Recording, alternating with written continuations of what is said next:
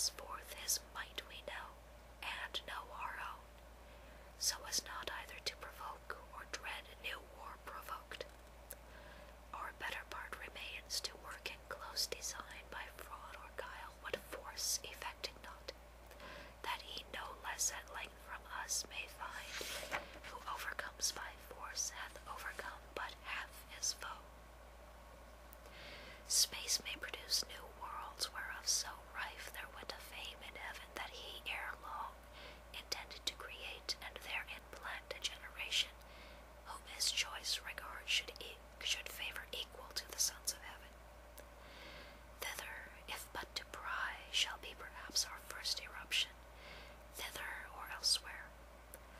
For this infernal pit shall never hold celestial spirits in bondage, nor the abyss long under darkness cover. But these thoughts full counsel must mature. Peace is despaired, for who can think submission? War then, war open or understood, must be resolved.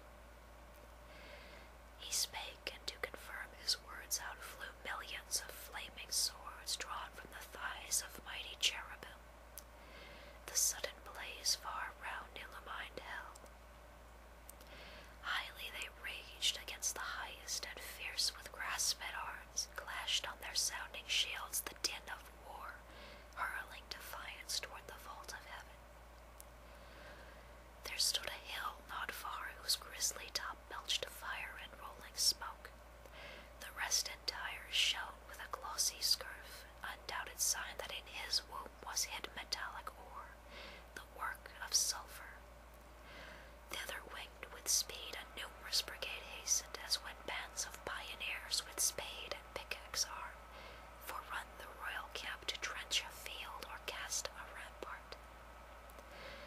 Mammon led them on, Mammon, the least erected spirit that fell from heaven, for even in heaven his looks and thoughts were always downward bent, admiring more the riches of heaven's pavement trodden gold than aught divine or holy else enjoyed in vision beatific. By him first men also, and by his suggestion taught, ransacked the center, and with impious hands rifled the bowels of their mother earth for treasures better hid. Soon had his crew opened into the ill spacious wound, and digged out ribs of gold. Let none admire that riches grow in hell, that soil may best deserve the precious bane. And here let those who boast in mortal things, and wondering tell of Babel and the works of Memphian kings, learn how their greatest monuments of fame and strength and art are easily outdone by spirits reprobate, and in an hour what in an age they with incessant toil and hands innumerable scarce perform. Nigh on the plain in many cells prepared that underneath had veins of liquid fire sluiced from the lake, a second multitude with wondrous art founded the massy ore, severing each kind, and scummed the bullion dross. A third as soon had formed within the ground by various mold, and from the boiling cells by strange conveyance filled each hollow nook, as in an organ, from one blast of wind to many a row of pipes the sound board breathes. Anon out of the earth a fabric huge rose, like an exhalation with the sound of dulcet symphonies and voices sweet, built like a temple where pilasters round were set, and Doric pillars overlaid with golden architrave. Nor did there want cornice or frieze with bossy sculptures graven. The roof was fretted gold. Not Babylon nor great Cairo such magnificence equaled in all their glories to enshrine Belus, or Serapis their gods, or seat their kings when Egypt with Assyria strove in wealth and luxury. The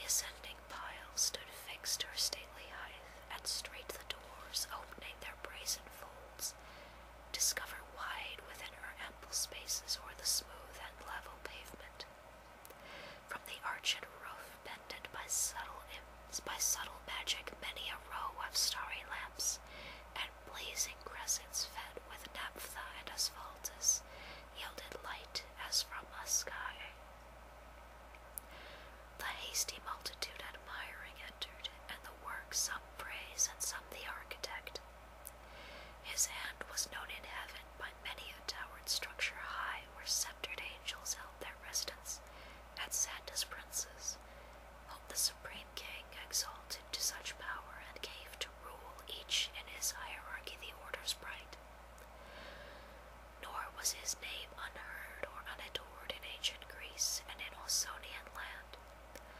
Men called him Mulciber, and how he fell from heaven they fabled, thrown by angry Jove sheer o'er the crystal battlements. From morn to noon he fell, from noon to dewy eve a summer's day, and with the setting sun dropped from the zenith like a falling star on Lemnos the Aegean isle. Thus they relate erring, for he with his rebellious rout fell long before, nor aught availed him now to have built in heaven high towers, nor did he scape by all his engines, but was headlong sent with his industrious crew to build in hell. Meanwhile the winged heralds, by command of sovereign power, with awful ceremony and trumpets sound throughout the host, proclaim a solemn council forthwith to be held at Pandemonium, the high capital of Satan and his peers. Their summons called from every band and square and regiment, by place or choice the worthiest. They anon with hundreds and with thousands trooping came attended. All access was thronged, the gates and porches wide, but chief the spacious hall, though like a covered field where champions bold wont to ride in armed head, and at the Soldan's chair deified the best of Paynim chivalry to mortal combat or career with lance. Thick swarmed both on the ground and in the air, brushed with the hiss of rustling wings, as bees in springtime when the sun with Taurus rides pour forth their populous youth about the hive in clusters. They among fresh dews and flowers fly to and fro, or on the smooth and blank, the suburb of their straw-built citadel, new rubbed with balm, expatiate and confer their state affairs. So thick the airy crowd swarmed and were straitened till the signal given, behold, a wonder. They but now who seemed in bigness to surpass earth's giant sons, now less than smallest dwarfs, in narrow room thronged numberless like that Pygmaean race beyond the Indian mount, or fairy elves whose midnight revels by a forest side, or fountains some belated peasant sees, or dreams he sees, while overhead the moon sits arbitress, and nearer to the earth wheels her pale course.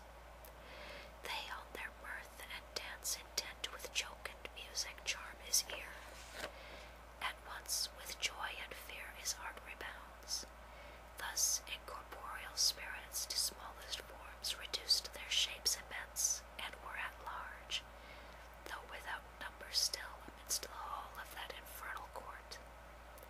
But far within, and in their own dimensions like themselves, the great seraphic lords and cherubim in close recess and secret conclave sat, 1,000 demigods on golden seats, frequent and full. After short silence then, and summons read, the great consult,